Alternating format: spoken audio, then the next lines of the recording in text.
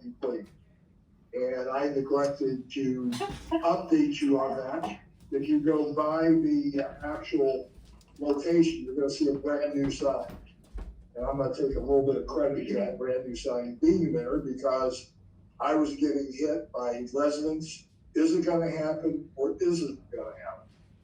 And because it kept saying 2026. Well, here we are in August of 2025 and nothing has happened. So I went over and talked to Terry Bernard. Unfortunately, I wasn't able to get to her.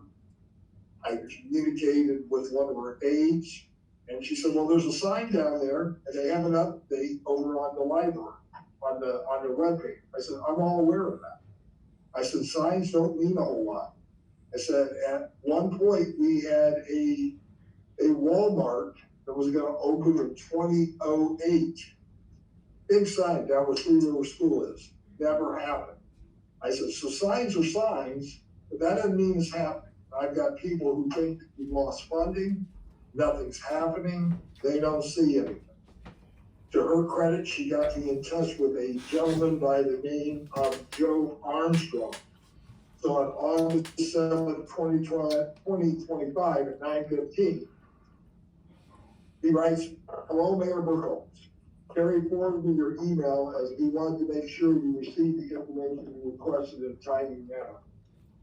Thank you for highlighting this and telling us about the community concerns you're hearing.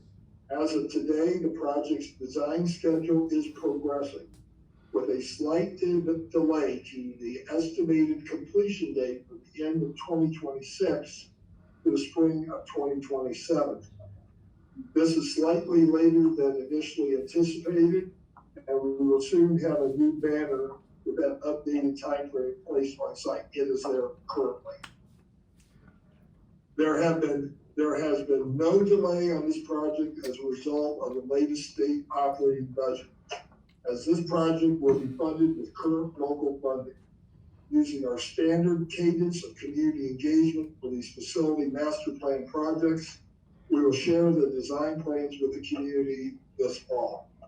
In addition, we will increase the frequency of updates to the project website, which by the way had not been updated since last May. Okay, I check on this pretty frequently.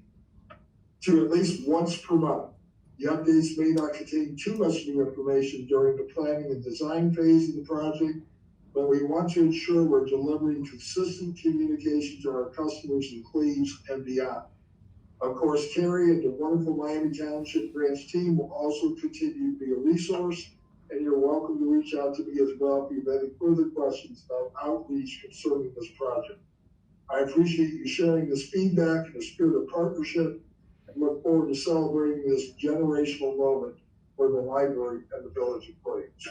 So hopefully if people are watching here tonight, that'll answer your questions. This is an important development in the village of Cleves.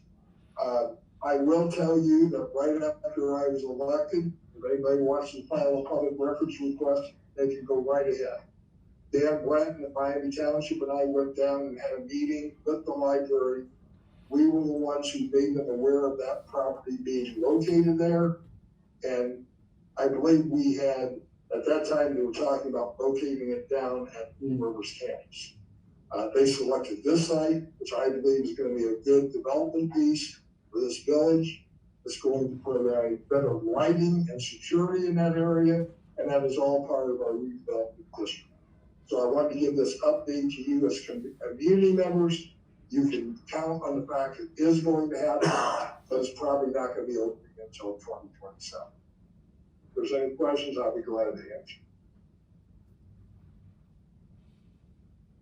Thank you. The second piece of this, and I had some communication today. This deals with a street committee. So I will be drafting a email letter to our residents who have signed up for our village alerts. That'll more likely be going out by the end of this week. We know that we need to have a streets committee. We know that. Okay, and today I got a question on Edgefield Avenue, or I'm sorry, Drive, I'm sorry. And I would love to tell our residents that we're floating in money and that we can fix the Baja. There's 3 sections that I went out and met, John Canutt and I met with our village engineer. And we wanted her to take a look at, if we just repaired those 3 sections, what would it cost? And so we did that, and I posted that email to the resident who asked. It was on Edgefield, and it was all on social media. I will more than likely also include that in my this week in the village. So those of you out there, if you're not on the list, I would get on the list, because every week every Monday I sort of send out what's happening in the village. And this is an important piece of this. Linda can tell you that she's been a big proponent of the Steets Committee. By Ohio Revised Code, the village administrator is the street commission. He will be chairing that actual meeting. I do not plan on attending those meetings. Okay, I don't feel that that's one more committee meeting that I don't think I need to be on. However, there's 2 issues that we got to take a look at to start off with. One is is there or is there not going to be a gate between the new subdivision, okay, over at in Miami Township? I got complaints, legitimate complaints. Justin and I had met with the developer. We put out cement blocks there as a temporary issue. We'd like to get this thing resolved. So when we put them, they want us to move, and they promised they would put up barriers themselves that would prevent people from driving around. They are driving around exactly as I told them they would. They don't care if they drive through somebody's yard. If they want to go from that subdivision into our subdivision, they are currently doing it. And that involves the building trucks too, right? Oh yeah, they were moving them out of the way, and they were bringing heavy equipment. But now big equipment's going around. Absolutely. So I spoke with Justin. Ironically, he got communication just about the same time, and they wanted to do, I forget what you said. What did they want to do there? They'd like us to create a gap in our barricades so golf carts and bicycles and pedestrians. So Golf carts on the road? Are they licensed? Well, that's what Are they on the sidewalks? Are they on the road? they would be on the road. I've seen a lot of kids on motorized bikes on our roads, like recent bicycles, motorized bicycles. At this point, they want the gap there because they placed sod as a punch list item for the developer to pass it off to the HOA. And they're having a hard time growing the grass because of the vehicles exiting the road and going around. So they want the gap, so it's to eliminate people from walking or driving or riding in the grass sod they're trying to. Well, we have a meeting next week, right? We are, which is what I'm getting ready to say. So I've asked John Canutt, okay, to serve on that committee, with Justin, Stephanie, you're on that committee. I think, Kevin, you may not be on the committee, but you have a presentation I know that you want to prepare, because they're gonna discuss this particular gate proposal, something that should have been done by the prior council and was not. We need to get other residents on this committee. We already have one that has volunteered to do it, that's Jennifer Heisel, okay? So she will be part of it, but we need others. And we can take others out of the Coleman subdivision, but that gate is not the only issue we have in this village. We have a street problem in this village, and we have a funding issue of how are we going to do this. We did file for a grant with the state of Ohio to replace Edgefield. We were denied. Why were we denied? Primarily because it's competitive and there were other projects that graded higher, and they said they didn't have the money to give to us. The village of Cleves used to have a street list. Linda's talked about it repeatedly. We don't have that anymore. So we don't have any dedicated money for streets. Everything has to come out of the general fund if we're gonna do it, or we're gonna have to borrow it. We're trying to borrow money. We got rejected on that also. So I would love to tell our residents that we can do this, that we can afford to do it. We can't. And, not that we don't want to, although I had one when I was running for office tell me that the council was refusing to repair. That is absolutely false. We haven't refused to do anything, and neither did the other council.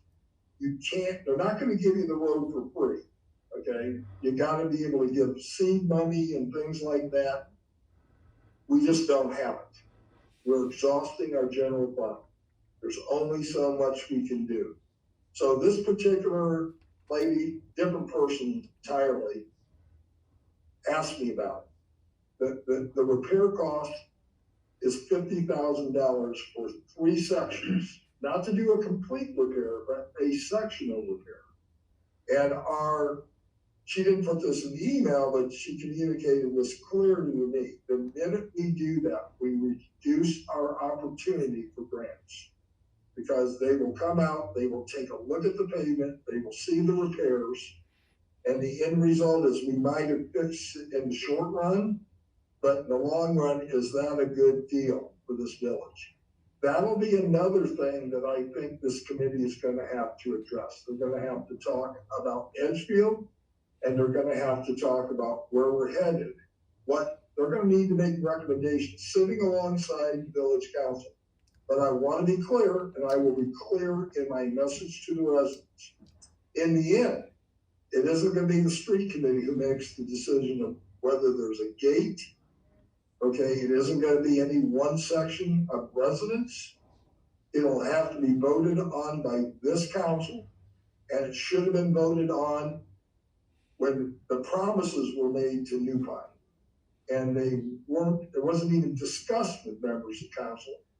And I remember one of the first things that Mr. Burns asked me about was, are we ever gonna find out what is going on with this? Because we never had a chance to talk about it. Okay, Jerry Meister said the same thing. Those are the only council members that were on the old council. They should have had that opportunity to talk. Residents should have had the opportunity to give input. Last fall, we had a rather large crowd in here. We promised to do a public hearing. Lynn and I talked about that. She agrees. Regardless of what happens in that committee, we need to do a public hearing. So residents have an opportunity. All residents understand if you open that gate up, okay, got increased traffic. You're probably gonna have more wear and tear on the streets. There's gonna be more repairs than just Edgefield. And everybody's gonna have to understand that. And it'll affect every resident in this village. It's not gonna just affect Coleman Woods. It'll affect every taxpayer in this village. And one of the things I believe we have to do is we gotta stop looking at situations as this neighborhood, that neighborhood, what goes in downtown doesn't affect what goes on further up the road. It affects us all. We are a village. And as a village, it affects every resident, every taxpayer in this village. And we all ought to know what's going on. And I'll be glad to answer any questions. Yeah, I don't wanna drag this out any further, but I wanna make sure that the gate that is currently up in Westgate isn't involved in any of the It is decisions. not according to They're Rob. kept Rob separate. did the research on it. Okay. He said it's separate deal entirely. Okay, so they can decide, we can decide whatever we want up there, and it doesn't necessarily affect It Westgate. doesn't impact that in any way. Okay, so if that one's ever brought into question, there'd be another hearing on that one as well? Rob, I'm defer to you. You're the one who did the research on that gate up there versus the gate over there. There was question as to whether we had to open that up. You indicated, as I remember, that gate is not even a legitimate road and it isn't designed for that purpose, but I wasn't the one doing the research. Yeah, you could probably defer to me on that. Rob and I did speak, and so a lot of that research was done by me, and Rob's decision was based on my research.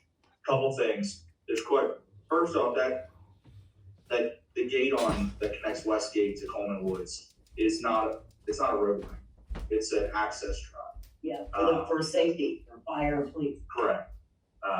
It also abuts the property, and there's some deed language, that gives the property owner some control over that. So these are two separate issues. I mean, we're talking about potentially placing a gate on two established adopted roadways versus a gate that blocks people from driving on an access drive. And so that's the main difference here.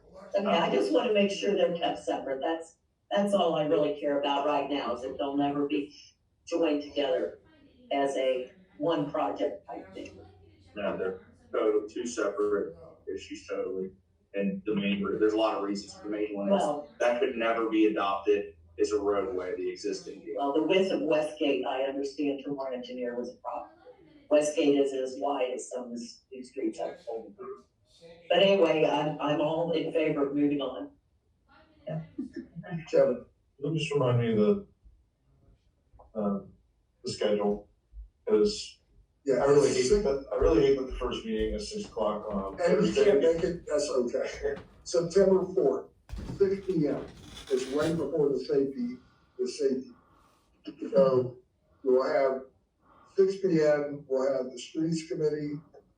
That will be followed by the Safety Committee. I don't anticipate we're gonna get through this in a meeting, but I do think there needs to be meetings scheduled so that by October, we are in a position to make a decision as a council after a public hearing, which means probably at one of our council meetings, we're gonna have to designate a significant portion to that discussion. And then this council is gonna have to evaluate that, and they're gonna have to decide. So in my mind, Kevin, that presentation can be given anytime. Okay, I looked at your presentation. It can be given that meeting, or it can be given in multiple meetings, or it could be done one in front of council at a council meeting. It really doesn't matter. They're looking to make Thursday at 6 the regular, whoever they is at this point. Sounds like it's John and Jenny, but Yeah, it's the first meeting, sort of like an organizational meeting, will be on September 4th at 6 p.m. We can make sure that our second meeting, when we do set a date for that it's good for your schedule. No, it's just, PRCA sports, but you only get one practice a week, so it's kind of rough. I would think so. I would suggest just give us a schedule to figure it out. Any other questions on that, we have this out in the community? Okay, if there's no questions on that, then I'd like our village solicitor, who's done some extensive research,